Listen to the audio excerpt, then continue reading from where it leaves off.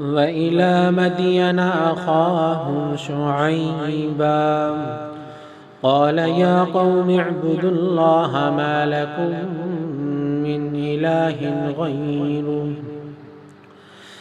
ولا تنقصوا المكيال والميزان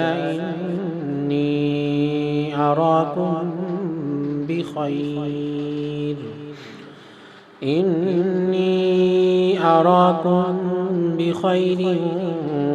وإني أخاف عليكم عذاب يوم محيط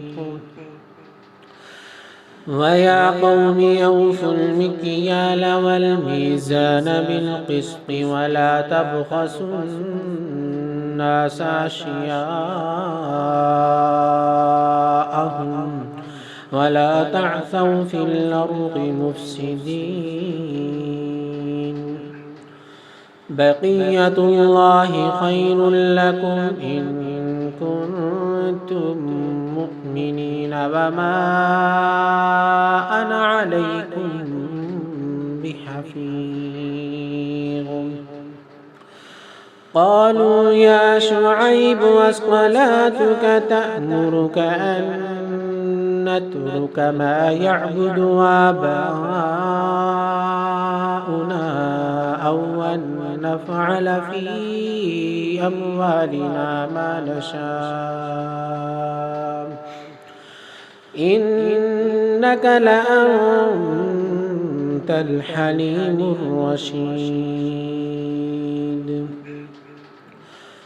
قال يا قوم أرأيتم إن كنت على بينة من ربي ورزقني منه رزقا حسنا وما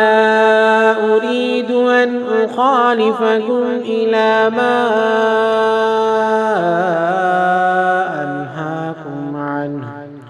إن أريد إلا الإصلاح ما استطعت وما توفيقي إلا بالله عليه توكلت وإليه أنيب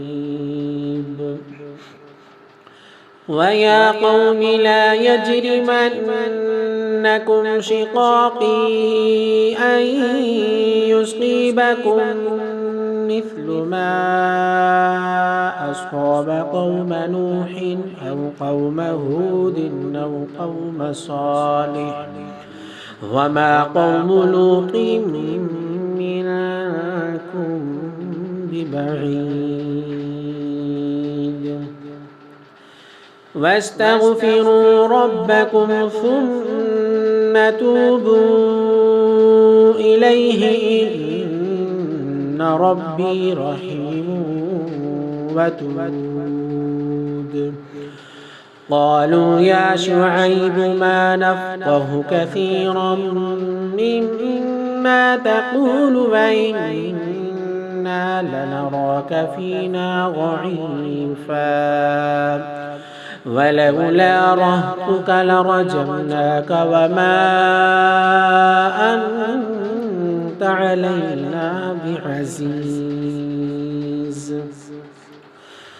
قال يا قوم أرهطي أعز عليكم من الله واتخذتموه وراءكم ظهريا إن ربي بما تعملون محيط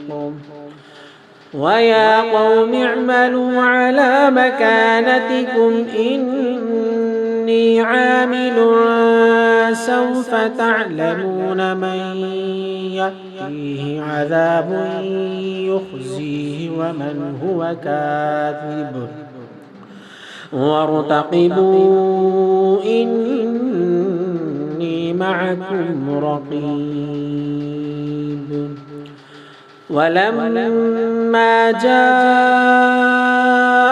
أمرنا نجينا شعيبا والذين آمنوا معه برحمة منا وأخذت الذين ظلموا الصيحة فأصبحوا في ديارهم جاثمين كأن لم يغنوا فيها ألا بعدا لمدين كما بعدت ثمود ولقد أرسلنا موسى بآياتنا وسلطان مبين إلى فرعون وملئه فاتبعوا أمر فرعون وما أمر فرعون برشيد يقدم قومه يوم القيامة فأوردهم النار فبئس البرد المورود وأتبعوا في هذه لعنة ويوم القيامة بئس الرفد المرفود ذلك من أنباء القرى نقصه عليك منها قائم وحصيد وما ظلمناهم ولكن ظلموا أنفسهم فما أغنت عنهم آلهتهم التي يدعون من دون الله من شيء لما جاء أمر ربك وما زادوهم غير تتبيب وكذلك أخذ ربك إذا أخذ القرى وهي ظالمة إن أخذه أليم شديد إن في ذلك لآية لمن خاف عذاب الآخرة ذلك يوم مجموع له الناس وذلك يوم مشهود وما نؤخره إلا لأجل معدود يوم يأتي لا تكلم نفس إلا بإذنه فمنهم شقي وسعيد فأما الذين شقوا ففي النار لهم فيها زفير وشهيق خالدين فيها ما دامت السماوات والأرض إلا ما شاء ربك إن ربك فعال لما يريد وأما الذين سعدوا ففي الجنة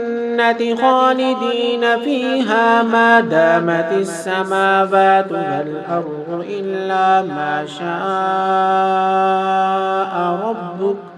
عطاء